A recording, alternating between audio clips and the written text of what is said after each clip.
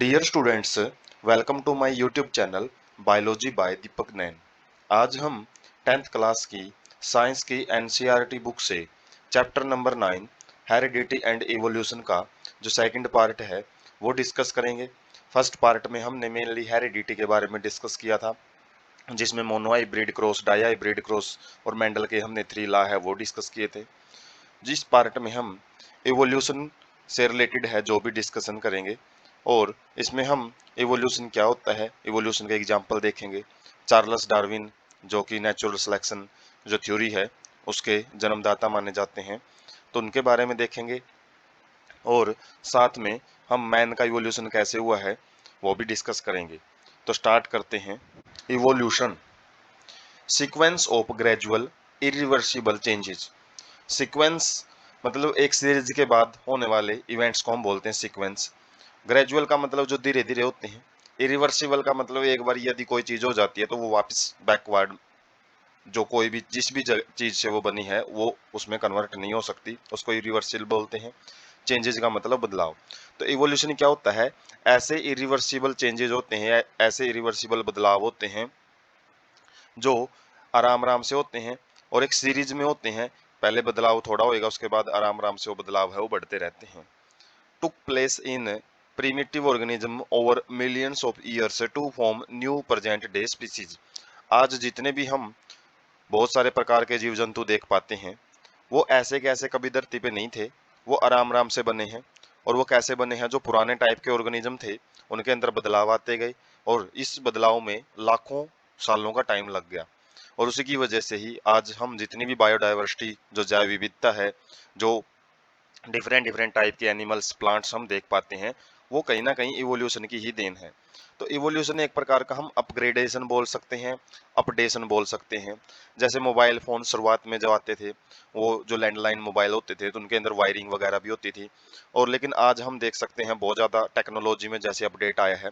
इसी प्रकार से पहले ऑर्गेनिज्म बहुत ही ज़्यादा सिंपल होते थे, बहुत सारे जो उनके काम हैं, प्रोसेसेस हैं उनकी, वो बहुत आराम आराम से होती थी। लेकिन आज हम देख सकते हैं एडवांसमेंट हर ऑर्गेनिज्म में आती गई है।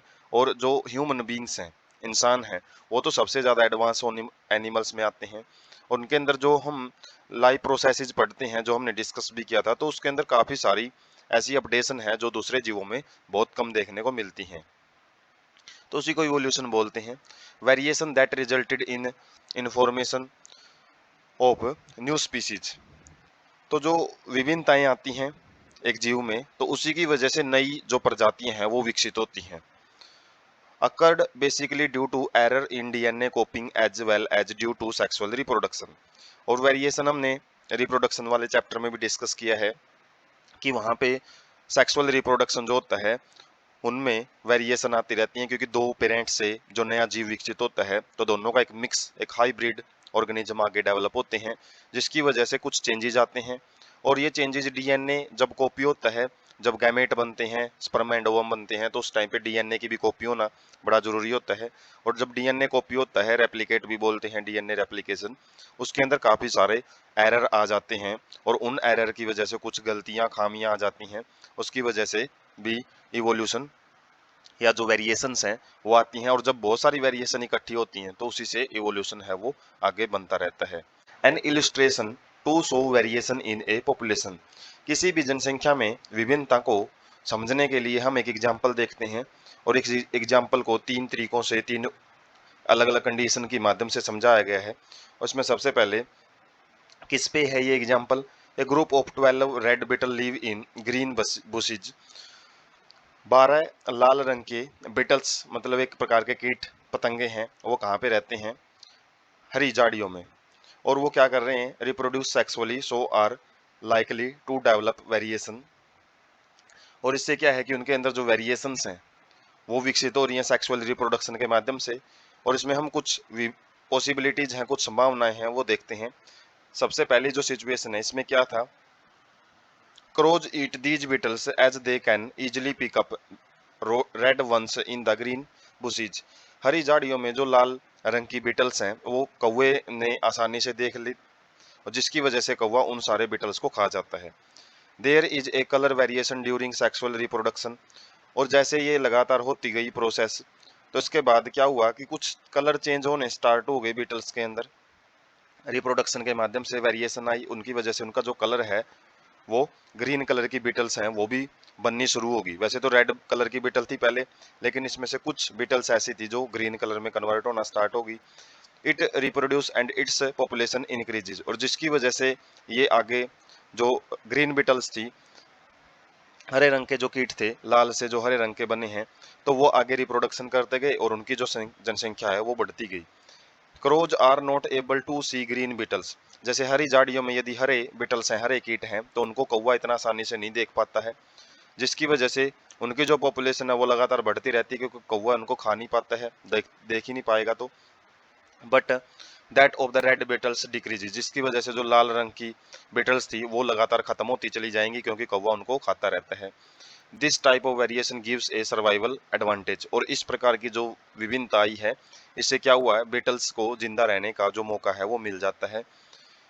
और इसी प्रोसेस को हम नेचुरल सिलेक्शन भी बोलते हैं, क्योंकि यहाँ पे नेचर के अंदर जो कौवे रहते हैं, कौवों को अपने खाने के लिए, शिकार के लिए बीटल्स को चाहिए होता है, और बीटल्स यदि उनको आसानी से दिख जाती हैं उड़ते हुए तो उनको आसानी से खा लेते हैं। तो रेड बीटल्स यदि ग्रीन बुशेज के अंदर मिलेंगी तो वो आसानी से उनका शिकार बन जाती हैं, जबकि ग्रीन यदि बीटल्स हैं तो वो बहुत कम चांसेस होते हैं कि कौवों को दिखाई दें, जिसकी वजह से वो सर्वाइव कर जाती हैं।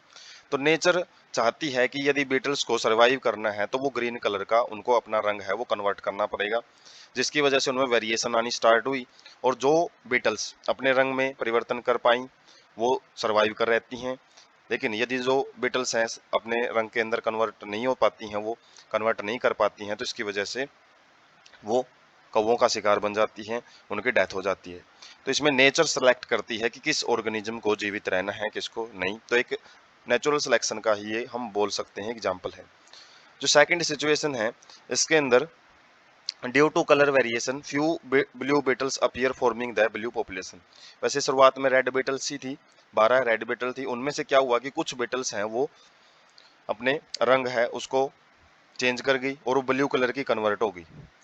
Crows can see both red and blue beetle and eat them, और यहाँ से कौवे ने तो दोनों बीटल्स हैं वो दिखेंगी, इसलिए कौवे के हिसाब से तो देखें तो वो दोनों बीटल्स ही खत्म होने की कगार पे जाएंगी, क्योंकि आराम आराम से कौवा उन दोनों टाइप की बीटल्स को खा सकता है। Initially there are more of red beetles and less of blue beetles. शुरुआत में तो क्या कंडीशन थी कि ज्यादा रेड बीटल्स थी लेकिन ब्लू बीटल्स कम थी। There is a sudden calamity, an elephant kills red beetles by stamping on bush, blue beetles survive, reproduce and increase in number. तो कुछ एक रैंडम फिनोमेना बोल सकते हैं कि जिसका कोई कन्फर्म नहीं था। क्या हुआ कि एक हाथी उस रास्ते से गुजर रहा था और उस हाथी के पाँव के नीचे जो सारी रेड बीटल्स हैं वो आगे मर गई, और जो ब्लू बीटल्स हैं वो वहां पे सरवाइव कर जाती हैं, वो बच जाती हैं। बस एक एक एक्सीडेंटल फिनोमिना है, बाय लक हम बोल सकते हैं कि एक अच्छे भाग्य की वजह से ब्लू बीटल बच जाती हैं और दुर्भाग्यवश जो रेड बीटल्स हैं वो खत्म हो जाती हैं। In this case there is no survival advantage, यहाँ पे किसी प्रकार का उनको सर्वाइवल एडवांटेज नहीं था। बस जो एक डाइवर्सिटी, आगे जितनी ब्लू बीटल्स आगे पॉपुलेशन बढ़ेगी तो वो सारी की सारी ब्लू के अंदर कन्वर्ट होती चली जाएंगी, वहां पे कोई रेड बीटल्स नहीं बचेगी। हालांकि वेरिएशन यहाँ पे भी है, लेकिन इसमें कोई सर्वाइवल एडवांटेज हम नहीं बोल सकते, क्योंकि कौवे के हिसाब से देखें तो वो दोनों बीटल्स को खा सकता है। लेकिन एलिफेंट क्या था, एक रैंडम प्रोसेस थी, बस वो एक अपने रास्ते से गुजरा था, तो एक बाई चांस होने वाली प्रोसेस है। वेरिएशन यहाँ पे भी आती है, डाइवर्सिटी विदाउट एनी अडेप्टेशन, यहाँ पे कोई भी प्रकार का जीव को अनुकूलित अवस्था में जाने की कोई जरूरत नहीं है, बस एक रैंडमली वो अपनी पॉपुलेशन को आगे बढ़ाता रहता है। तो इसको हम जेनेटिक ड्रिफ्ट बोलते हैं। यह भी एक इवोल्यूशन बनने का कारण होता है, जिसके अंदर कुछ स्पेशल प्रकार की पॉपुलेशन है, जैसे रेड कलर की जो बीटल्स हैं वो ब्लू कलर की बीटल्स में कन्वर्ट हो जाती हैं, किसकी वजह से, एक रैंडम फिनोमिना की वजह से, उसको जेनेटिक ड्रिफ्ट हम बोला जाता है। इवोल्यूशन का ये भी एक कारण होता है। थर्ड सिचुएशन में क्या है, as the population of beetles increases, जैसे जैसे बीटल्स की जनसंख्या है वो बढ़ती रहती है, the bushes suffer from a disease. तो इस कंडीशन में माना गया है कि जो झाड़ियों में एक बीमारी आ जाती है, जिसकी वजह से जो फूड है बीटल्स के लिए वो कम होता रहता है, पत्ते कम बनेंगे, बीमारी की वजह से सही ढंग से जो झाड़ियाँ हैं वो पनपेंगी नहीं, जिसकी वजह से वहाँ पे फूड की कमी है वो हो जाती है बीटल्स के लिए। और बीटल्स को ज़्यादा खाना नहीं मिलता है, जिसकी वजह से साइज है जो बीटल्स का वो भी कम होता चला जाता है। आफ्टर ए फ्यू ईयर्स, कुछ सालों के बाद प्लांट डिजीज है वो खत्म हो जाती है, नॉर्मल हो जाता है प्लांट, और एना फूड। और यदि प्लांट की वो बीमारियां वो खत्म होगी तो इससे पत्ते वगैरह है वो सही ढंग से डेवलप होंगे, और बीटल्स के लिए वहाँ पे अच्छा खासा खाना है वो मौजूद हो जाएगा वापिस, जिसकी वजह से जो बीटल्स हैं वो नॉर्मल साइज में अपने साइज को गेन कर लेती हैं। और हालांकि यहाँ पे भी कुछ टाइम तक जो बीटल्स हैं उनके साइज छोटे रहते हैं, लेकिन उसके बाद थोड़े टाइम के बाद साइज वो इंक्रीज कर लेते हैं। लेकिन इससे हम ये नहीं बोल सकते कि आगे आने वाली जो पॉपुलेशन है, जैसे छोटे साइज की जो बीटल्स हैं यदि वो रिप्रोडक्शन करती हैं तो छोटे साइज के ही इंडिविजुअल पैदा करेंगी, ऐसा कोई वहाँ पे कन्फर्म नहीं होता है। तो ये जो चेंज होते हैं ये इनहेरिटेड हम नहीं बोल सकते कि भाई एक पीढ़ी से दूसरी पीढ़ी में जाएंगे। थर्ड सिचुएशन वाले की बात कर रहे हैं हम ओनली। जबकि जो ऊपर ग्रीन बीटल्स थी और जो ब्लू बीटल्स थी वो पीढ़ी दर पीढ़ी अपनी संख्या बढ़ाती रहती है, उनका रंग वो कन्फर्म हो जाता है। लेकिन यहाँ पे जो उनका साइज है वो फिक्स नहीं होता, वो अगली जनरेशन में फिर नॉर्मल साइज के ऑफस्प्रिंग है वो पैदा कर सकती हैं। तो हम थर्ड सिचुएशन को इवोल्यूशन नहीं बोल सकते। इवोल्यूशन यदि हमने समझना है कि किस प्रकार से एक चेंजेस आते हैं जीवित किसी भी ऑर्गेनिज्म के अंदर, वो हम नेचुरल सिलेक्शन और जो जेनेटिक ड्रिफ्ट हमने डिस्कस किया था सेकंड सिचुएशन में, तो उसके बेस पे ही इवोल्यूशन होते हैं। तो इसको हम डायग्राम से समझते हैं। जैसे एक जगह पे ये 12 रेड बीटल्स थी, पहली कंडीशन ऊपर है कौवों वाली, तो देख सकते हैं हम बहुत सारे यहाँ पे पक्षी बैठे हुए हैं, और एक चेंज की वजह से एक जो ग्रीन है बीटल वो अपना जो रेड से ग्रीन बीटल है वो अपना इवोल्यूशन कर लेती है, जो वेरिएशन है उसके अंदर आ जाती है। अब कौवे क्या करते हैं, वो ग्रीन एरिया में ग्रीन झाड़ियों पे रेड बीटल्स को खाते रहते हैं, लेकिन ग्रीन बीटल्स उनको दिखाई नहीं देती, जिसकी वजह से वो अपनी संख्या है ग्रीन बीटल्स वो बढ़ाते रहते हैं और रेड बीटल्स हैं वो कम होती रहती हैं। और एक टाइम के बाद हम देखेंगे जो रेड बीटल्स हैं वो बिल्कुल खत्म हो जाती हैं और सारी जो बीटल्स हैं वो ग्रीन कलर की हो जाती हैं। और ये भी एक चेंज है, कलर में चेंज हम बोल सकते हैं, और इवोल्यूशन का कारण बनती है, ये एक प्रकार का हम इवोल्यूशन बोल सकते हैं। सेकंड कंडीशन में क्या है, जैसे यहाँ पे एक जो बीटल है वो अपना कलर चेंज करके कैसे हो गई थी वो ग्रीन कलर में, लेकिन यहाँ पे ब्लू कलर में हो जाती है। अब कौवा इनको खाएगा तो एक ही तरीके से, तो यहाँ पे कौवे के हिसाब से देखें तो कोई इवोल्यूशन वो नहीं लेके आ सकते। लेकिन मान ले जैसे जैसे बीटल्स संख्या बढ़ा रही थी तो एक टाइम तक जो ब्लू बीटल्स हैं उनकी संख्या यहाँ पे 3 हो गई है, और जो रेड बीटल्स हैं वो भी एक एरिया में रह रही हैं। लेकिन जैसे ही कोई एलिफेंट यहाँ से गुजरा तो जिसकी वजह से जो रेड बीटल्स हैं वो सारी खत्म हो गई हैं। एक पॉसिबिलिटीज हैं, संभावनाएं हैं, ये कोई फिक्स कंडीशन नहीं बात कर रहे हम, बस इवोल्यूशन को समझने का एक थोड़ा ये जरिया है, एग्जाम्पल। और एलिफेंट फुट के नीचे आने से जो रेड बीटल्स हैं वो खत्म हो जाती हैं, और आगे जो जनसंख्या बढ़ेगी वो केवल ब्लू बीटल्स ही बढ़ाती हैं, जिसकी वजह से हम बोल सकते हैं कि रेड जो बीटल्स हैं वो ब्लू बीटल्स में कन्वर्ट हो जाती हैं। और ये भी एक प्रकार का इवोल्यूशन है, लेकिन ये एक रैंडम फिनोमिना है। हाथी का पाँव है वो ब्लू बीटल्स के ऊपर भी गिर सकता था, लेकिन बाई चांस होने वाली जो प्रोसेसेस होती हैं वो भी इवोल्यूशन का कारण बनती हैं। इससे हम ये समझ सकते हैं। अब जो थर्ड सिचुएशन हमने देखी थी कि जो बीटल्स थी वो नॉर्मल साइज की थी, लेकिन जैसे ही प्लांट डिजीज हुई, पत्ते कम हुए, तो उनका साइज है वो कम हो गया। कुछ जनरेशन तक ऐसे ही साइज उनका कम रहता गया, लेकिन आगे यदि प्लांट डिजीज खत्म हो जाती है तो साइज इनका नॉर्मल आ जाता है। यहाँ पे हम देख सकते हैं कोई बदलाव नहीं है, सेम साइज सेम कलर है शुरुआत वाली पॉपुलेशन से और लास्ट वाली पॉपुलेशन में। तो यहाँ पे इवोल्यूशन हम इसको नहीं बोल सकते। इवोल्यूशन यदि हमने समझना है तो ऊपर वाली दो कंडीशन से हम इवोल्यूशन को समझ सकते हैं। तो काफ़ी कॉम्प्लेक्स प्रोसेस होती है, एक एग्जाम्पल के जरिए ही आपको ये समझाया गया है कि किस प्रकार से इवोल्यूशन है नेचर में होता रहता है। ये बीटल्स के माध्यम से बताया है, वैसे दूसरे जीवों में बहुत अलग अलग प्रोसेस के माध्यम से इवोल्यूशन होता है। उसके बाद है ट्रेट्स। ट्रेट्स क्या होते हैं, करेक्टरिस्टिक्स भी हम बोल सकते हैं। Traits are the characteristic feature of an organism. किसी भी जीवित प्राणी के या जीव के ये क्या होते हैं, वो गुण होते हैं manifested in physical form that is visible और in a physiological aspect of a organism. ये जो ट्रेट्स होते हैं, गुण होते हैं, फीचर्स हम बोल सकते हैं, ये बाहर से भी दिखाई दे सकते हैं। हो सकता है बॉडी के अंदर जो फंक्शन होते रहते हैं, जैसे हमारे लंग्स काम करते हैं, किडनी काम करती हैं, तो उनके अंदर भी स्पेशल ट्रेट्स हैं वो दिखाई दे सकते हैं। तो ये बाहर भी हो सकते हैं, मोर्फोलॉजिकली हम बोल सकते हैं जो बाहर दिखाई दें, और एनाटॉमिकली भी हो सकते हैं कि शरीर के अंदर भी कुछ जो स्पेशल कैरेक्टरिस्टिक्स हैं किसी भी ऑर्गेनिज्म के वो पाए जा सकते हैं। ट्रेट्स दो प्रकार के होते हैं, जिसमें पहला प्रकार है एक्वायर्ड ट्रेट्स। एक्वायर्ड ट्रेट्स क्या होते हैं, ये किसी ऑर्गेनिज्म के द्वारा अपने जो लाइफ टाइम होता है, अपना जो जीवन काल होता है, उस टाइम पे अपने आसपास के वातावरण से ये प्राप्त करता है ऑर्गेनिज्म, वो एक्वायर्ड ट्रेट में आ जाता है। Not passed on to the DNA of germ cells do not get transferred to the next generation. और ये जो चेंजेस जब कोई भी एनवायरनमेंट से प्राप्त करता है ऑर्गेनिज्म, वो डीएनए के अंदर कोड नहीं हो पाते हैं, जिसकी वजह से वो चेंजेस वो उस जीव तक ही सीमित रह जाते हैं, वो अगले पीढ़ी में ट्रांसफर नहीं हो पाते हैं। एग्जाम्पल है जैसे लॉस ऑफ मसल्स या फिर less weight due to the starvation. जैसे हमने देखा था कि जो पत्ते कम पड़ गए थे, इसकी वजह से जो भी बीटल्स थे उनका जो साइज था वो छोटे होना शुरू हो गया था। और जैसे कोई भी बॉडी बिल्डर है वो अपनी मसल गेन कर लेता है, तो इससे कन्फर्म ये नहीं हम बोल सकते वो जैसे अपनी एक्सरसाइज से या फिर अपनी जो भी हार्ड वर्क है उससे मसल्स गेन करता है, तो उसके जो जनरेशन है उसके अंदर वो ऐसे कैसे जो मसल्स मस्कुलर बॉडी है वो उसके बच्चों में नहीं दिखाई देगी, जब तक वो क्या नहीं कर पाएंगे, उस बेस पे वो हार्ड वर्क नहीं कर पाएंगे। इसी प्रकार से कोई सिंगर है, कोई भी क्रिकेटर है, तो ये जो गुण होते हैं जो एक ऑर्गेनिज्म अपने लाइफ स्पैन में अपनी प्रैक्टिस से प्राप्त करता है, तो वो उसकी जनरेशन में आगे जाने का कोई सवाल ही नहीं होता, क्योंकि वो डीएनए होता है जो जर्म सेल्स का, जो गैमेट बनाती हैं जर्म सेल्स उनको बोला जाता है, उसमें नहीं जा पाते हैं। लॉस ऑफ लिम्स और टेल्स ड्यू टू इंजरी, यदि इंजरी की वजह से हाथ वगैरह या फिर पैर वगैरह यदि कट जाता है तो किसी जीव का, तो आगे जब उसकी पीढ़ी आएगी तो उसके हाथ पैर नॉर्मल मिलते हैं। तो ये एक्वायर्ड ट्रेट्स के ही एग्जाम्पल होते हैं।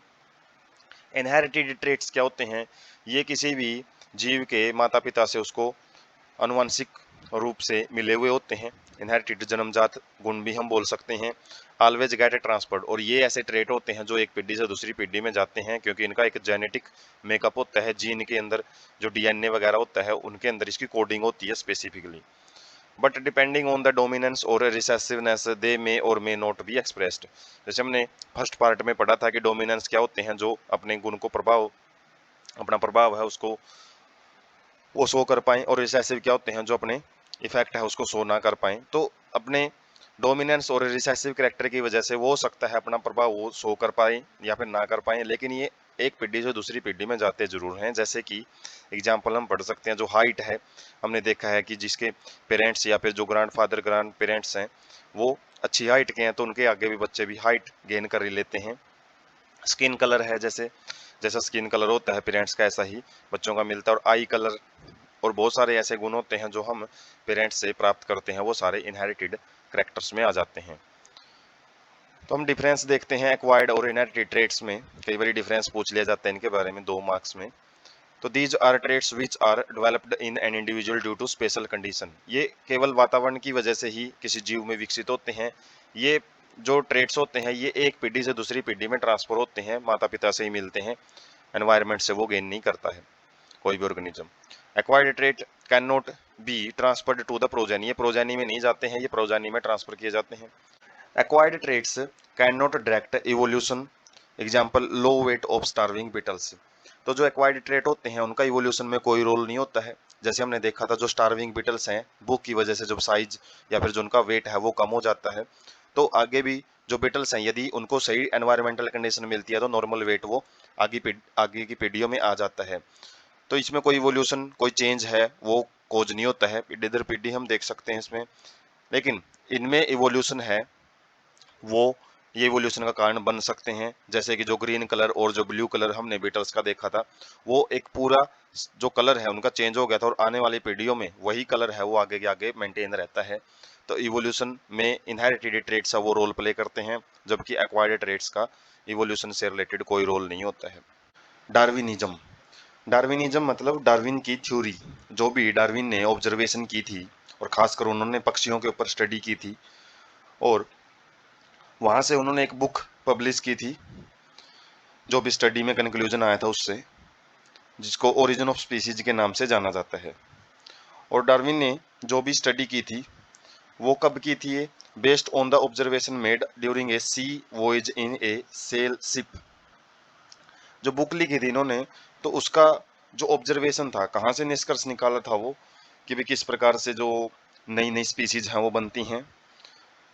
तो एक समुद्री यात्रा की थी, लगभग 5 से 6 साल की समुद्री यात्रा मानी जाती हैं, जो इन्होंने HMS बीगल नाम के एक समुद्री जहाज से की थी।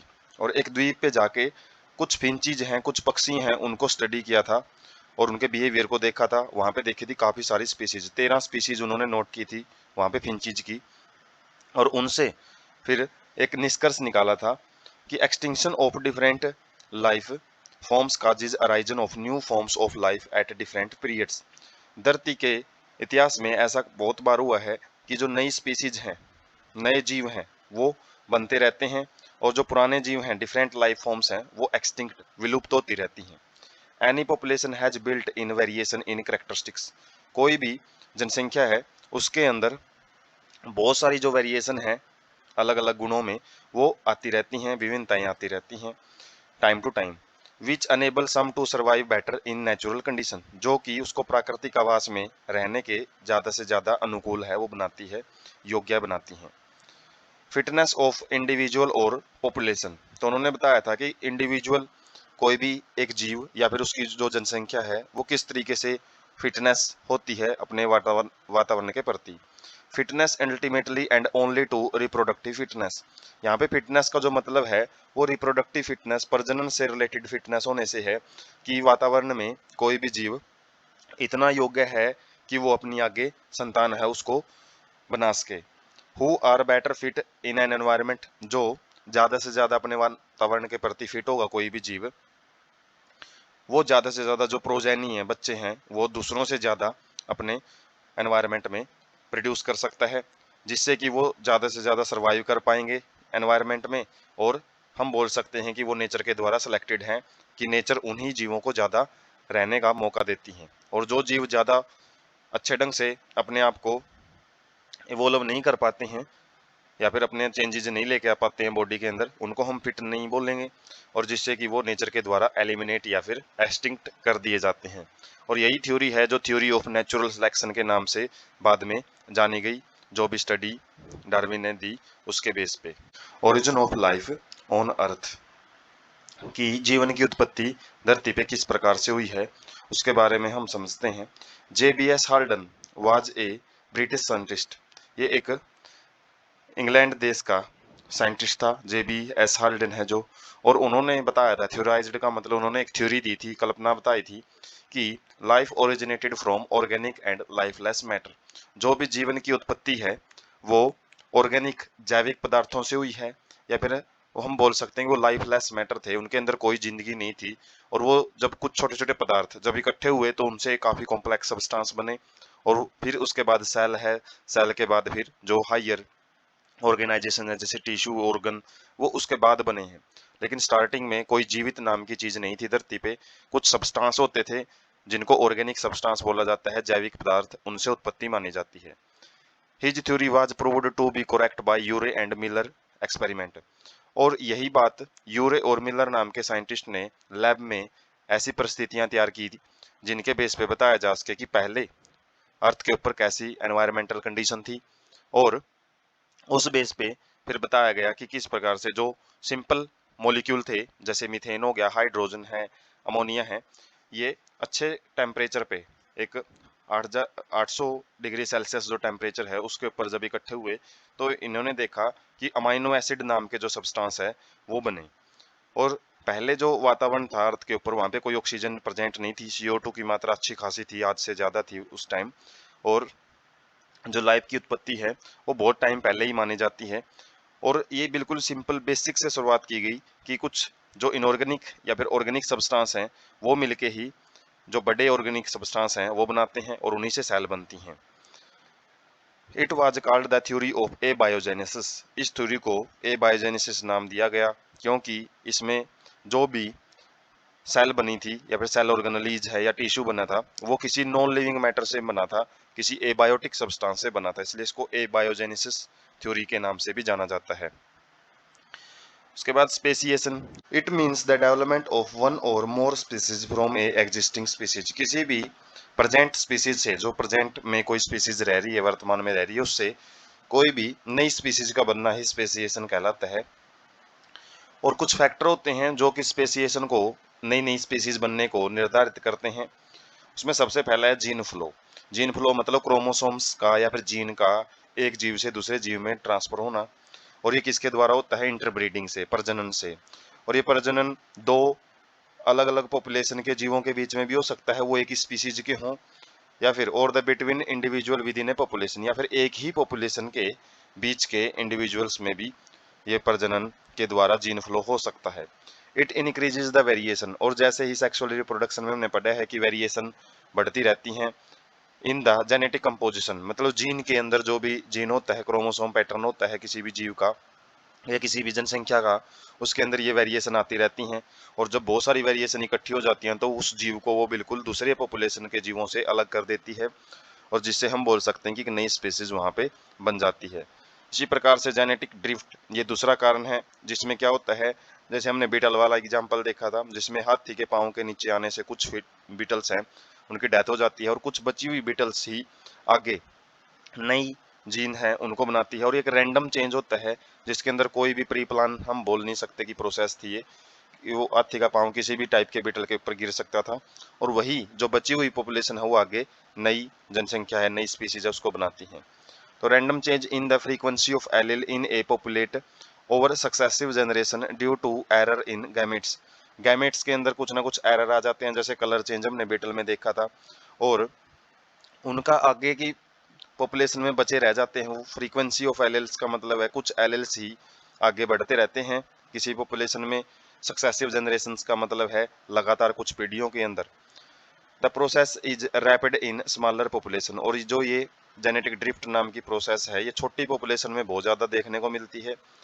Genetic drift can lead to accumulation of changes, और इससे भी बहुत सारे बदलाव हैं वो इकट्ठे होते रहते हैं पीढ़ी में, और वो पीढ़ी दर पीढ़ी आगे बहुत सारे बदलावों की वजह से नई स्पीसीज है वो बन जाती है।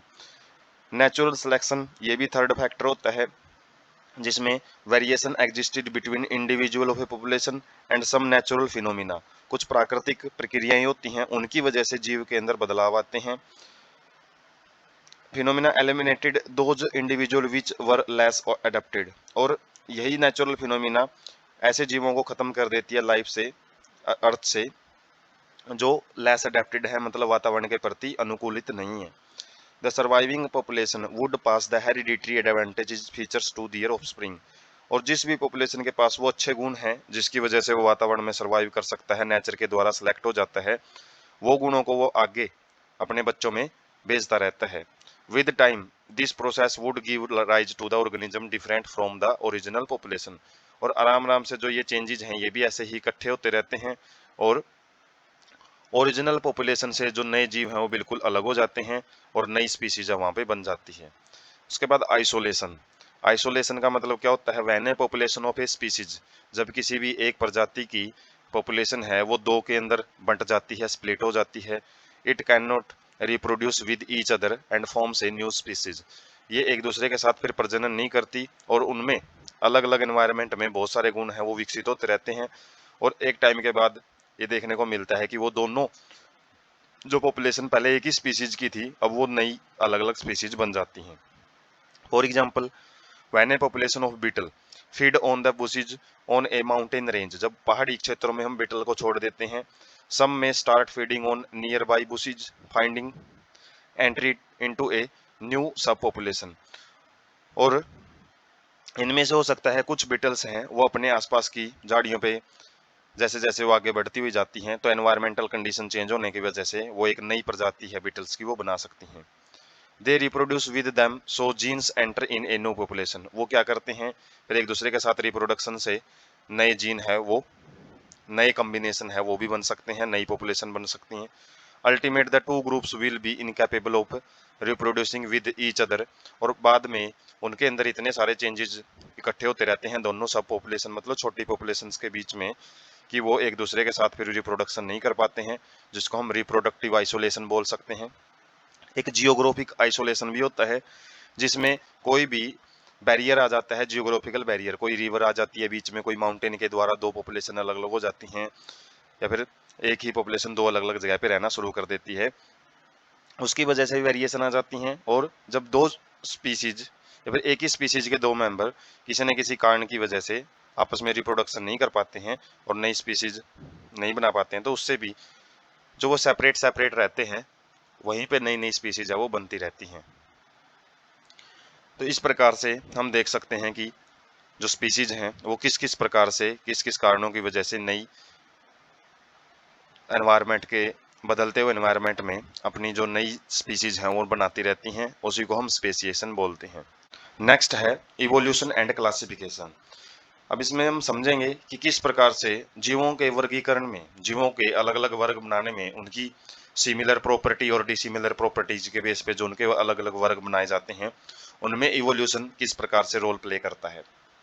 More characters which two species have in common more closely are related. यदि दो स्पीसीज हैं और उनके जितने ज्यादा गुण आपस में मैच करते हैं तो इसका मतलब ये माना जाता है कि वो स्पीसीज बहुत ज्यादा जुड़ी हुई हैं एक दूसरे से, उनके जो पूर्वज हैं वो एक ही हैं।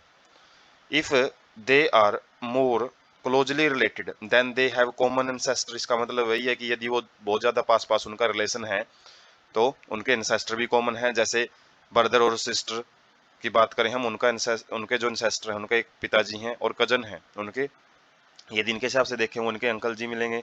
और कजन और सिस्टर का यदि देखें हम तो उनका जो एंसेस्टर है वो एक ग्रैंडफादर मिलेगा, कॉमन एंसेस्टर, क्योंकि इनके अंकल का फादर और इनके जो सिस्टर और ब्रदर हैं, रियल ब्रदर सिस्टर, इनका जो फादर है वो एक ही ग्रैंडफादर की संतान मिलेंगे। तो इनका कॉमन एंसेस्टर सिस्टर और कजन का हम बोल सकते हैं ग्रैंडफादर है, जबकि ब्रदर और सिस्टर का जो हम बोल सकते हैं जो एक एंसेस्टर है वो इनका फादर है। और जितने जैसे ब्रदर और सिस्टर ज्यादा रिलेटेड हैं और कजन और यदि हम सिस्टर या ब्रदर देखें तो वो कम रिलेटेड हैं। Evolutionary relationship can be traced with the help of flowing. Evolutionary relationship का मतलब है इसी प्रकार से दो जीवों के बीच में जो समानताएं हैं उनको हम ये जो विधियां देखेंगे नीचे उनके द्वारा समझ सकते हैं। पहला है होमोलोगस ऑर्गन। ये वो ऑर्गन होते हैं जिनकी स्ट्रक्चर तो सेम होती है लेकिन फंक्शन उनके अलग अलग होते हैं। अपीयरेंस उनका दिखावट भी अलग अलग पाई जाती है। For example four limbs of frog. मेंढक के जो आगे के पैर होते हैं, लिजार्ड के पैर हैं, बर्ड्स के जो पंख होते हैं, बैट के भी पंख होते हैं और ह्यूमन बींग्स के जो हाथ होते हैं, ये सारे काम जरूर अलग अलग करते हैं लेकिन इनके जो स्ट्रक्चर है, जब इनकी स्ट्रक्चर की गहराई से स्टडी की जाती है, जो बोन्स वगैरह इनमें प्रेजेंट होती है, हड्डियां, वो लगभग सेम पाई जाती हैं सब में। तो इनका मतलब क्या है कि इनकी एक जैसी स्ट्रक्चर का पाया जाना लेकिन इनके हैबिटेट अलग अलग होते हैं। जैसे मेंढक है वो एम्फीबियन है, लिजार्ड है रेप्टाइल्स में आ जाता है, बर्ड्स हैं पक्षियों में आते हैं, बैट मैमल्स में आ जाता है, ह्यूमंस भी मैमल्स में ही आता है। तो इनके वातावरण के हिसाब से बदलाव जरूर इनके अलग अलग ऑर्गन बन जाते हैं लेकिन इनकी जो बेसिक स्ट्रक्चर है वो सब में सेम पाई जाती है। तो इसका मानना ये है कि यहाँ से इनके कॉमन एंसेस्टर कहीं ना कहीं एक ही है। They have same design of bones but they perform different function. उनके हड्डियों का डिजाइन सेम होता है लेकिन काम उनके जरूर अलग अलग होते हैं। एनालॉगस ऑर्गन क्या होते हैं? Those organ which have different basic design but have similar appearance and perform a similar function. ये जस्ट ऊपर वालों से अपोजिट हैं। इनके अंदर क्या होता है, इनके डिफरेंट डिजाइन होते हैं लेकिन इनके फंक्शन एक ही होते हैं, अपीयरेंस भी इनकी एक ही होती है। जैसे जो विंग्स होते हैं बैट के, चमगादड़ के जो विंग्स और बर्ड्स पक्षियों के जो विंग्स हैं। अब बैट और बर्ड्स हम कई बार ये एक ही मानते हैं कि दोनों पक्षियों में आता है लेकिन बैट पक्षियों में नहीं आता, ये मैमल्स में आता है। ये उस कैटेगरी का जीव है जो जिसमें ह्यूमन बिलोंग करते हैं। तो बैट और जो बर्ड है इनके जो पंख हैं उनकी बनावट अलग अलग पाई जाती है लेकिन काम इनका दोनों का क्या होता है, उड़ने का ही होता है। Wings of bat are the fold of skin attached between the fingers. जो चमगादड़ होते हैं इनके जो पंख होते हैं ये जो उंगलियों के बीच में कुछ स्किन है उनकी फोल्डेड का मतलब मुड़ी हुई स्ट्रक्चर से बने होते हैं। But wings of birds are modified fore limbs. लेकिन जो विंग्स होते हैं पक्षियों के वो फोर लिम्स मतलब आगे वाले जो पैर होते हैं या फिर हाथ हम बोल सकते हैं पक्षियों के, उनकी बनावट से बने होते हैं। फीदर्स होते हैं, पंख होते हैं वहां पे। लेकिन बैट में बस उंगलियों के बीच में स्किन आ जाती है, उसकी वजह से ही वो पंख बने होते हैं। अब जो एनालॉगस ऑर्गन क्या बताते हैं कि जब अलग अलग जगह से बिलोंग करते हुए जीव एक जगह पे रहने लग जाते हैं तो उनमें कॉमन कैरेक्टर्स हैं वो आ जाते हैं। इसलिए वर्गीकरण में कि भाई किसको हम एक अलग वर्ग में रख सकते हैं, किसको दूसरे वर्ग में, उनकी प्रॉपर्टीज के बेस पे, ताकि उनको समझना, उनको याद रखना आसान रहे, उसमें इवोल्यूशन अच्छा रोल प्ले करता है। तो हम डायग्राम से समझते हैं, जैसे ह्यूमन, कैट, वेल और बैट। वेल एक मैमल्स होता है, कैट भी मैमल्स में आता है और बैट, ये सारे मैमल्स के ही एग्जाम्पल हैं।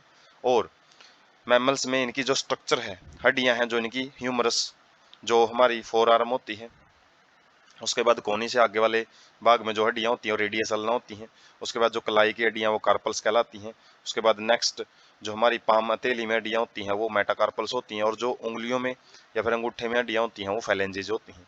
और ये सारी इसी प्रकार से जो हड्डियां हैं दूसरे जानवरों में पाई जाती हैं। इनकी जो स्ट्रक्चर है, बेसिक स्ट्रक्चर, वो सब में सेम है, लेकिन जो इनके काम है वो अलग अलग होते हैं। ह्यूमन के हैंड है, बहुत सारी एक्टिविटी करते हैं, कैट है वो चलने फिरने में ही काम करता है, वेल है उसे वो पानी में तैरती हैं वेल मछलियाँ, और जो बैट है उससे वो उड़ता है। तो काम इनके अलग अलग हैं लेकिन स्ट्रक्चर इनकी सेम है। तो इनको एनालोगस ऑर्गन, इन होमोलोगस ऑर्गन बोलते हैं, जो ये बताते हैं कि इनका इंसेस्टर कॉमन है। जबकि जो विंग्स हैं, जो बर्ड्स हैं, कौवा है इसके जो विंग्स हैं, और जो बैट है इनके विंग्स में हम बनावट देख सकते हैं अलग अलग हैं। और इसी प्रकार से जो बटरफ्लाई है, इंसेक्ट विंग है, वो भी अलग होते हैं, लेकिन काम इनका सबका एक ही होता है उड़ने का, जिसमें काम एक जैसा पाया जाता है, लेकिन ऑर्गन की बनावट है वो अलग होती है। उनको हम एनालोगस ऑर्गन बोलते हैं। और ये दोनों टाइप के ऑर्गन ही मदद करते हैं ये समझने के लिए कि कौन से जीव आपस में ज़्यादा मैच करते हैं, उनके करेक्टर्स ज़्यादा मैच करते हैं और उनको एक ग्रुप में रखा जाए। और एनालॉग्स ऑर्गन एक डाइवर कन्वर्जेंट इवोल्यूशन को बताते हैं कि अलग अलग जगह से आए हुए जीव, जैसे ये अलग अलग जगह से हैं, लेकिन इनकी एक जगह पे आने की वजह से कॉमन फंक्शन है वो ओरिजिनेट हो जाते हैं। उसके बाद है स्टडी ऑफ फॉसिल्स। फॉसिल्स होते हैं जीवाश्म।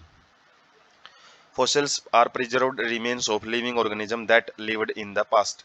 जो भूतकाल में रहते थे जीव, तो उनके कुछ बचे हुए भाग रह जाते हैं मिट्टी के अंदर दबे हुए, तो उनको जीवाश्म बोला जाता है। व्हेन लिविंग ऑर्गेनिज्म डाई, जब कोई भी जीवित प्राणी की मृत्यु हो जाती है तो उनकी दियर डेड बॉडीज डिकम्पोज, वो सड़ने शुरू हो जाती है, गलनी सड़नी शुरू हो जाती है। But some parts of their body may be in such an environment that they do not decompose, लेकिन कई बार उनका जो शरीर है वो ऐसे एनवायरमेंट में दब जाता है जिसकी वजह से वो डिकम्पोज नहीं होता। For example, if a dead insect gets caught in hot mud, यदि वो गर्म मिट्टी के अंदर फंस जाता है कोई भी कीड़ा, मरा हुआ कीड़ा, तो इट विल नॉट डिकम्पोज, इससे वो डिकम्पोज नहीं होता, कि गलता सड़ता नहीं है इतना आसानी से। But the mud will harden and retain impression of the body parts of the insect, इससे क्या होएगा, जो मड है वो बाद में मजबूत होता चला जाएगा, और उससे बाद में जो कीड़ा, जो भी बॉडी थी, डेड बॉडी थी इंसेक्ट की, वो उसके निशान पड़ जाते हैं उस मड के अंदर। और उस मड को जब भी हम मिट्टी से निकालते हैं तो उसमें बिल्कुल जो छाप है वो मिल जाती है इंसेक्ट की, उससे हम पता लगा सकते हैं कि ये किसका फॉसिल है, एक इंसेक्ट का। The age of fossil can be estimated in 2 ways। कोई भी जीवाश्म की एज का, उम्र का कैसे पता लगाया जाता है कि कितने साल पहले का जीवाश्म है ये। The fossils that occur closer to the earth, यदि कोई भी जीवाश्म धरती के ऊपरली परतों में मिल जाता है, थोड़ी खुदाई के बाद ही मिल जाता है, इसका मतलब क्या है कि are more recent than those found in the deeper layers, वो उनसे ज़्यादा हाल ही में बने हुए हैं जो कि गहराई में मिलते हैं। The second method is isotope dating. दूसरे मेथड में हम कार्बन 14 यूज करते हैं, जिसके अंदर कार्बन 14 एक आइसोटोप, रेडियो एक्टिव आइसोटोप होता है कार्बन का, और उसकी रेडियो एक्टिव डीके से पता लगाया जाता है कि ये कोई भी फॉसिल्स है वो कितने साल पुराना है।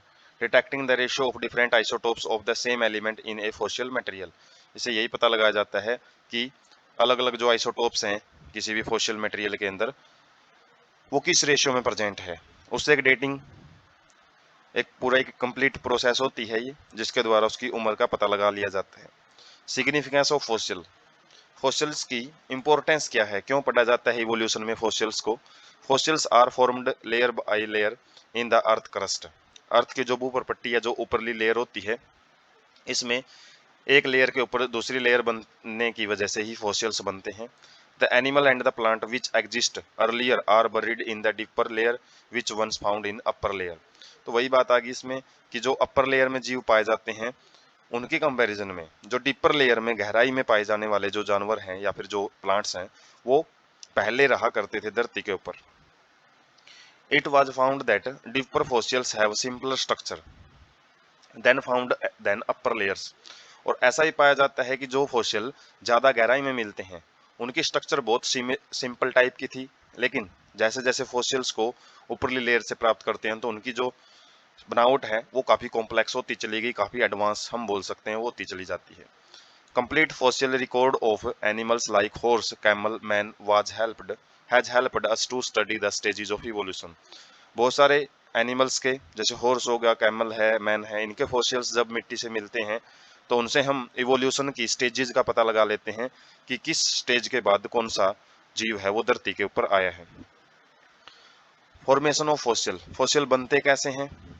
Organism die and they get buried in the mud and silt.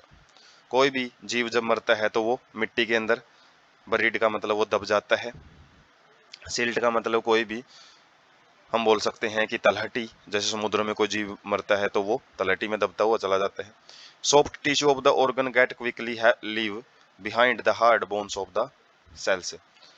तो जो सॉफ्ट टिश्यू हैं वो जल्दी जल्दी डिकम्पोज हो जाते हैं, और जबकि जो हार्ड बोन्स वगैरह हैं, हड्डियां हैं या सेल्स हैं, सेल्स मतलब जो भी प्रोटेक्टिव लेयर है जैसे संक होता है, वो ऐसे कैसे बचे रह जाते हैं। Over the time sediments build over it and harden into the rocks. आराम आराम से बहुत सारी जो मिट्टी है इनके ऊपर जमती रहती है और जैसे जैसे वो मजबूत होती रहती है तो चट्टानों में बदल जाती है। एज द बोन्स डीके, जैसे हड्डियां सड़ती हैं, गलती हैं, minerals seep into the replace the content cell by cell and a process called petrification. तो पेट्रिफिकेशन एक प्रोसेस है जिसमें फॉसिल बनते हैं। इसमें क्या है, जब हड्डियां भी नष्ट हो जाती हैं तो बाहर से जो मिनरल है, रॉक का जो मिनरल है वो हड्डियों में चला जाता है, हड्डियां वहां से हटती रहती हैं, और जबकि जो मिनरल है, मिट्टी है, वो वहां पे शेप लेती चली जाती है, तो बिल्कुल हड्डी जैसी ही शेप है वो ले लेती है। इस प्रोसेस से जो फॉसिल बनते हैं उसको पेट्रिफिकेशन बोलते हैं, क्योंकि इसमें जो फॉसिल मिलता है वो रियल एनिमल या फिर प्लांट का नहीं होता, वो बस एक प्रोसेस से बना हुआ होता है। मिनरल की सीपेज, सीपेज का मतलब होता है आराम आराम से जो लीक के द्वारा वो हड्डियों में चलता रहता है जो मटेरियल है चट्टानों का। If the bones decay completely it leaves behind the cast of animal. यदि हड्डियां टोटली डिकम्पोज हो जाती हैं, नष्ट हो जाती हैं, तो वहां से कास्ट का मतलब है एक खांचा बना रह जाता है चट्टानों के बीच में उस हड्डी का, और उससे हम वो बनावट है, वो हड्डी की बनावट, उसका पता लगा सकते हैं। तो हम डायग्राम से समझ सकते हैं, जैसे यहाँ पे डायनासोर है, जैसे ये डेड होता है तो इसकी जो हड्डियां हैं वो बच जाती हैं, बाकी सारा जीव है वो, इसके जो सॉफ्ट ऑर्गन है वो नष्ट होते रहते हैं। उसके बाद जैसे लेयर जमती है, सेडिमेंट्स, बरीज, बोन एंड फुटप्रिंट्स।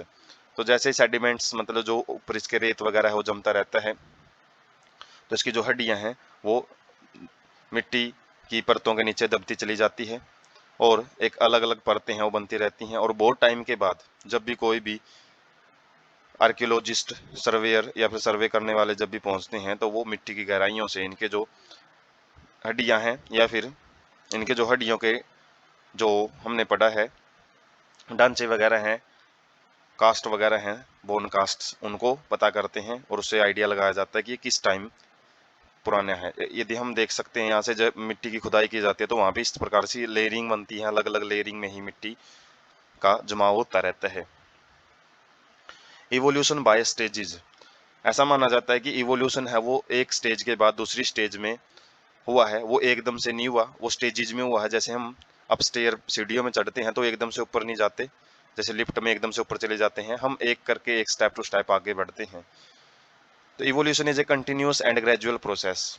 तो इवोल्यूशन बाय स्टेजेस का क्या मानना है इस थीसिस का या थ्योरी का, कि जो इवोल्यूशन हुआ है वो आराम आराम से हुआ है और लगातार हुआ है। Complicated organs did not evolve by a single DNA change. जो भी जटिल जीव हम देखते हैं वो कभी एकदम से नहीं बने हैं कि भी एकदम से डीएनए चेंज हो गया और एकदम से ही जीव विकसित हो गया वो, but were formed by bit change. वो आराम आराम से थोड़े थोड़े चेंज करके ही डेवलप होते हैं। For example complex organ like eyes were created by bit changes. जो आंख है वो बात बहुत ज्यादा कॉम्प्लेक्स होती है, काफी सारी स्ट्रक्चर होती है इसमें, वो आराम आराम से चेंजेस से हुई हैं।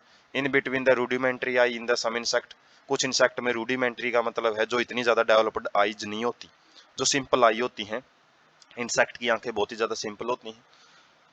Also provide a fitness advantage, और इससे उनको फिटनेस एडवांटेज है वो भी मिलता है। जैसे हम बटरफ्लाइज की पंखों पे देखते हैं तो उसके ऊपर भी आंखों जैसी स्ट्रक्चर कई बार बनी होती है, और वो उनको बचाव करती है, किसी भी प्रीडेटर से बचाव करने में उनकी मदद करती है। कुछ लार्वा होते हैं, उनके भी शरीर पे आंखें जैसे निशान बने होते हैं। इससे दूसरे जीव को समझने में मुश्किल आ जाती है, और साथ में इससे वो अग्रेसिव बिहेवियर भी शो कर सकते हैं प्रीडेटर से बचने के लिए। इसलिए बोला गया है कि फिटनेस एडवांटेज है वो शो करते हैं। The structure of eye in all organism is different enough to have element evolutionary origins, और जो आईज हैं, आंखें हैं, वो भी एक जीव से दूसरे जीव में काफी बार बदलती हुई मिलेगी। सिंपल से कॉम्प्लेक्स है वो होती चली जाती है जैसे जैसे नए नए जीव विकसित होते हैं। Some organ even developed for one particular function but later becomes useful for quite a different function. कुछ ऐसे ऑर्गन भी देखे गए हैं जो बने किसी और काम के लिए थे, लेकिन जैसे जैसे टाइम बीतता गया वो किसी दूसरे काम में चेंज में कन्वर्ट होते चले गए। जैसे feathers develop to provide warmth to the animal. पहले जो पंख बने थे किसी भी जीव के अंदर वो उसको गर्म रखने के लिए बने गए थे, लेकिन पक्षियों में हम देखते हैं कि इन्हीं फीदर्स के द्वारा पंख जो पक्षी हैं वो उड़ पाते हैं, तो उनका उड़ने का जो काम है वो नया बन गया। पहले उनका काम शरीर को गर्म रखने का था। Some dinosaur had feathers although they could not fly. कुछ ऐसे डायनासोर भी होते थे जिनके पास पंख होते थे लेकिन वो उड़ते नहीं थे। This shows that birds are closely related to reptiles, और इससे ऐसा माना जाता है कि जो बर्ड्स हैं वो रेप्टाइल्स जो सरीसृप होते हैं, जैसे सांप बिच्छू सांप वगैरह आ जाते हैं, इसमें लिजार्ड्स आ जाती हैं, उनसे ज़्यादा रिलेटेड हैं सिंस डायनासोर वर रेप्टाइल्स। और क्योंकि डायनासोर भी एक रेप्टाइल्स हैं, इस बेस पे हम बोल सकते हैं कि डायनासोर से ही, रेप्टाइल से ही पक्षियों का जो उत्पत्ति है वो ही है, पक्षियों की नई स्पीसीज है वो बनी है। Some dissimilar looking structures also evolved from common ancestor. कुछ अलग अलग पाई जाने वाली स्ट्रक्चर्स भी एक ही एंसेस्टर से बनी हुई होती हैं। किस वजह से, वो हमने जो कारण डिस्कस किए थे, स्पीसीज के अंदर अलग अलग एनवायरनमेंट में रहने की वजह से भी बन सकते हैं, जेनेटिक ड्रिफ्ट की वजह से भी वो बन सकते हैं। नेक्स्ट है आर्टिफिशियल सिलेक्शन। आर्टिफिशियल सिलेक्शन मतलब ह्यूमन ने क्या कुछ रोल प्ले किया है इवोल्यूशन की प्रोसेस में, वो हम समझेंगे। और इसमें हम एग्जाम्पल पढ़ते हैं वाइल्ड कैबेज का। एक जंगली गोभी होती है, और उससे आज के टाइम पे बहुत सारी गोभी की जो प्रजातियां वो विकसित की हैं, किसके द्वारा? आर्टिफिशियल सिलेक्शन के द्वारा, मैन मेड एक्टिविटीज के द्वारा। और उसमें नेचुरल सिलेक्शन का, नेचर का कोई रोल नहीं होता है। जैसे हम समझते हैं जो selection of short distance between the leaves, जब गोभी के पत्तों के बीच की डिस्टेंस को कम कर दिया जाता है, दूरी कम कर दी जाती है, तो पत्ते पास पास आ जाते हैं, और उसमें काफी सारे पत्ते इकट्ठे होने की वजह से वो शेप है, राउंड शेप ले लेते हैं, जो हम बंद गोभी खाते हैं, वो इसका एक एग्जाम्पल है। Selection for arrested flower development, कुछ फ्लावर्स की डेवलपमेंट को वहीं पर रोक दिया जाता है, और उससे एक ग्रीन कलर की गोभी है वो तैयार होती है, जिसको ब्रोकली बोलते हैं। डायग्राम भी हम देखेंगे नेक्स्ट स्लाइड में। Selection for sterile flowers had made cauliflower. जब स्टेराइल मतलब नपुंसक फूल हैं, कुछ प्रजातियां विकसित किए जाते हैं, उनके अंदर डेवलपमेंट को रोक दिया जाता है, और आगे वो प्रजनन है वो नहीं कर सकते हैं, रिप्रोडक्शन नहीं कर सकते हैं, तो उस केस में हम उसको कैलीफ्लावर या फूल गोभी बोलते हैं। इसी प्रकार से जब स्टेम को फुला दिया जाता है कुछ चेंजेज के द्वारा गोभी के, उसको कोलैरवी बोलते हैं। और सिलेक्शन फॉर लार्ज लीव्स, यदि पत्ते बहुत ज्यादा बड़े कर दिए जाते हैं और उसको एक लीफी वेजिटेबल जैसा बना दिया जाता है, जैसे काले नाम की जो सब्जी है, वो एक फूल गोभी, एक गोभी की ही प्रजाति होती है। Selection for coloured leaves formed red cabbage, और यदि रंग बदल दिया जाता है पत्तों का, जैसे ग्रीन है तो हम नॉर्मली ब्रोकली और या फिर सिंपल कैबेज भी खाते हैं, और जब उसके रंग है रेड कलर में कन्वर्ट कर दिया जाता है तो वो रेड कैबेज होता है। तो ये जो भी स्पीसीज हैं, ब्रोकली, कैलीफ्लावर, कोलैरबी, वेजिटेबल, काले, ये हमको याद रखने की किस चेंज की वजह से ये बनी है। 1 मार्क क्वेश्चन ऑप्शन टाइप में ये बहुत बार पूछे जाते हैं। तो डायग्राम से समझते हैं, जैसे वाइल्ड कैबेज की प्रजाति थी, और कोलैरबी में क्या किया था, स्टेम को स्वोलन कर दिया था, एक नई प्रजाति बन गई थी। कैलीफ्लावर में फूलों को स्टेराइल कर दिया गया था। ब्रोकली के अंदर फूलों की जो डेवलपमेंट है उसको अरेस्ट कर दिया गया था, वो आगे डेवलप नहीं हो पाए थे, जिसकी वजह से वो ग्रीन शेप में रह जाते हैं। और बंद गोभी के अंदर क्या था, पत्तों के बीच की डिस्टेंस है उसको कम कर दिया गया था। जब पत्तों के कलर को चेंज कर दिया गया, होता ये भी एक प्रकार की बंद गोभी है, लेकिन इसके कलर है वो चेंज मिलते हैं, सलाद में यूज किए जाते हैं ये काफी बार। और काले के अंदर क्या है, लीफी वेजिटेबल होती हैं, पत्तेदार सब्जियां होती है गोभी की ही प्रजाति है। Evolution versus progress. इवोल्यूशन और प्रोग्रेस में क्या डिफरेंस है वो हम देखते हैं। प्रोग्रेस मतलब उन्नति, और इवोल्यूशन का मतलब क्या होता है, इसका मतलब भी अपडेशन ही होता है, लेकिन कुछ चीजें हैं इसमें डिफरेंस पाई जाती हैं। Evolution can not be called progress, evolution को हम प्रोग्रेस नहीं बोल सकते। From lower forms to the higher forms, कि भाई केवल जो लोअर का मतलब है सिंपलर ऑर्गेनिज्म से केवल कॉम्प्लेक्स बनने की प्रोसेस ही इवोल्यूशन है। It is basically forming more complex design while the simpler ones also keep growing. Progress में क्या होता है कि जब जैसे ही एडवांस चीजें बन जाती हैं तो पुरानी चीजों को उसी टाइम पे खत्म होना पड़ता है, लेकिन इवोल्यूशन में ऐसा नहीं होता। कॉम्प्लेक्स डिजाइन बन जाता है लेकिन उसके साथ में सिंपलर भी आगे के आगे ग्रो करते रहते हैं। Evolution is a generation of diversity with the help of environmental selection. Evolution में और क्या चीज देखी जाती है, विभिन्नताएं बहुत ज्यादा मिलती हैं, वेरिएशंस बहुत ज्यादा मिलती हैं जीवों में, और वो एनवायरमेंटल सिलेक्शन मतलब वातावरण के सिलेक्शन के परिणाम स्वरूप वो बनती हैं। जबकि प्रोग्रेस में ऐसी डाइवर्सिटीज हैं बहुत कम पाई जाती हैं। Bacteria which were formed first have the capacity to live in the diverse condition and all are still flourishing. Bacteria बहुत ही सिंपलर जीव माना जाता है, सबसे पहले बने हुए जीव हैं ये धरती पे, लेकिन आज भी पाए जाते हैं। तो ये प्रोग्रेस हम नहीं बोल सकते, क्योंकि प्रोग्रेस में एक स्टेप के बाद जब नेक्स्ट स्टेप पे जाते हैं तो पुराना स्टेप खत्म हो जाता है। एक आगे के आगे उन्नति जैसे बोलते हैं हम, वो होती रहती है, लेकिन इवोल्यूशन में पीछे वाली चीजें भी रहती हैं। On the other hand, human beings, which are highly evolved species, cannot be called the peak of evolution। इसी प्रकार से जो इवोल्यूशन में ह्यूमन है आज सबसे टॉप पे है, बिल्कुल चोटी पे है, यदि हम बदलावों में देखें तो सबसे एडवांस जीव है। और ऐसा नहीं बोल सकते कि ये बिल्कुल टॉप पे चला गया इसके बाद कोई इवोल्यूशन नहीं हो सकता। But yet another species in the evolving life forms, और भी बहुत सारी ऐसी स्पीसीज हैं जो एडवांस टू एडवांस होती जा रही हैं, और ह्यूमन के भी एडवांस वर्जन है वो फ्यूचर में देखने को मिल सकते हैं। उसके बाद है जो लास्ट टॉपिक हम डिस्कस करेंगे, ह्यूमन इवोल्यूशन, की मानव का विकास है वो कैसे हुआ है धरती के ऊपर। Human evolution has been studied with the help of excavation, time dating and fossil study. Human के इवोल्यूशन को समझने के लिए भी उत्खनन मतलब मिट्टी से निकाल के जो भी हम फोसिल वगैरह स्टडी करते हैं। टाइम डेटिंग का मतलब है समय का पता लगाना, कार्बन डेटिंग के माध्यम से कार्बन आइसोटोप यूज करके। फोसिल स्टडी उसके जीवाश्म को स्टडी करके भी हम ह्यूमन इवोल्यूशन को समझते हैं।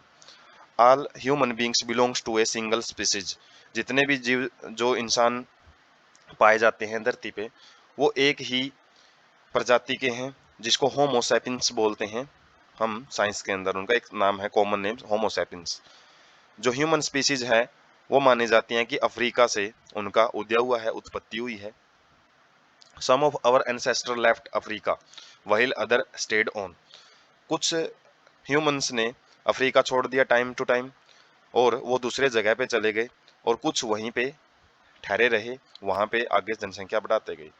दीज माइग्रेंट्स, जो ये प्रवासी थे, slowly spread across the planet, ये पूरे ग्रह पे फैलते गए, जैसे West Asia, Central Asia, Eurasia, Europe और एशिया को मिला के जो द्वीप बनता है तो उसको यूरेशिया बोला जाता है। South Asia and east Asia, Asia के बहुत सारे कोनों में ये आगे के आगे डेवलप होते गए, और शुरुआत में तो इन्हीं जगह पे फैले हुए थे। जो अमेरिका है या फिर ऑस्ट्रेलिया है उसमें बात काफी बाद में इवोल्यूशन हुआ है ह्यूमन का। They travelled to Indonesia, the Philippines, Australia and America, उसके बाद दूसरी जगह पे भी फैलते गए। They travelled forward and backward, sometimes separating and sometimes coming back to mix with each other. तो काफी बार ऐसा हुआ है कि वो आगे बढ़ते गए, कई बार वो आगे वाली कंडीशन से बैक में भी आए हैं, मतलब अपनी जहाँ पे शुरू किया था वहां पे भी वापस आए हैं। और sometime separating and sometime coming back to mix up with each other, उसके बाद वो जो नई कुछ चेंजेस आए थे उनके अंदर कुछ दूसरी जगह पे जाने की वजह से जब वो वापस अपनी जगह पे आए तो वापस पुराने वाली स्पीसीज में मिक्स भी हुए हैं। They had come into being as an accident of evolution, और ऐसा माना जाता है कि जो भी इंसान की उत्पत्ति हुई है वो एक एक्सीडेंट ही है, एक प्रकार का इवोल्यूशन का, वो एक प्री प्लान्ड योजना नहीं है, जेनेटिक ड्रिफ्ट वाली हम कंडीशन है वो समझ सकते हैं इसमें, कि एक रैंडम फिनोमिना से ही ह्यूमन इवोल्यूशन माना जाता है। और ह्यूमन इवोल्यूशन में हम देख सकते हैं जो सबसे ज़्यादा जिस चीज़ पे जोर दिया जाता है, जो आज ह्यूमन ने जितना भी अपने आप को एडवांस बनाया वो उसके ब्रेन की कैपेसिटी के बेस पे है। और यहाँ पे कुछ ह्यूमंस के एंसेस्टर दिए गए हैं, जैसे ऑस्ट्रेलियोपिथिकस रोबस्टस है, होमो हैबिलस है, होमो इरेक्टस, होमो सैपियंस नींडरथैलेनिस और होमो सैपियंस सैपियंस। तो ये सबसे एडवांस ह्यूमंस आते हैं, जिनमें हम देख सकते हैं ब्रेन का जो साइज है वो बढ़ता गया है। और इसी ब्रेन की कैपेसिटी की वजह से ही आज जो ह्यूमंस हैं वो दूसरे जीवों से काफ़ी अपने आप को अलग कर चुके हैं। टेक्नोलॉजी बहुत ज़्यादा डेवलप हो चुकी है, इतनी ज़्यादा टेक्नोलॉजी किसी दूसरे जीव के पास नहीं है जितनी इंसान के पास है। और ये सारा जो रोल है इसमें सबसे बड़ा रोल ब्रेन का ही है। तो इसलिए यहाँ पे ब्रेन को ही एक मेन इंपॉर्टेंस है वो दी जाती है जब भी हम ह्यूमन इवोल्यूशन को स्टडी करते हैं।